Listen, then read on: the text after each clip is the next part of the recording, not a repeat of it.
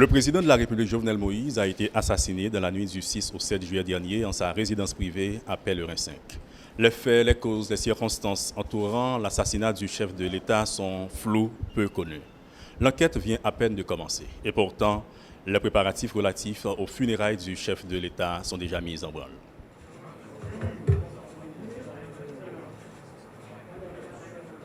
L'objectif de ce point de presse réalisé était simple. Présenter à la nation les personnalités et les institutions composant le comité interministériel devant organiser les funérailles du président assassiné.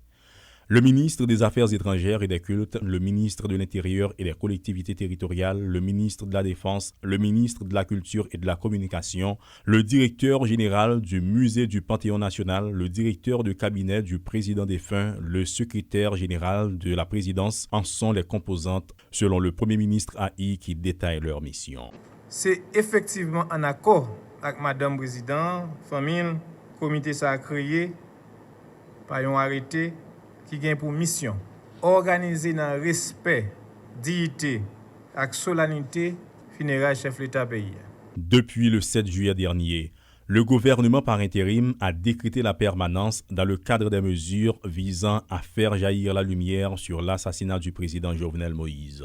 Même si les dernières décisions prises par ce gouvernement peinent à convaincre certains, les arrestations des mercenaires, la poursuite de potentiels complices, les invitations à comparaître lancées à des leaders politiques et économiques, les mesures conservatoires prises à l'encontre des responsables des unités chargées de sécuriser le président assassiné prouvent qu'il y a enquête. C'est l'état de siège. Et au Premier ministre Claude Joseph de faire un rappel important. Dans le moment où on a parlé là, le gouvernement a deux priorités. J'ai toujours dit.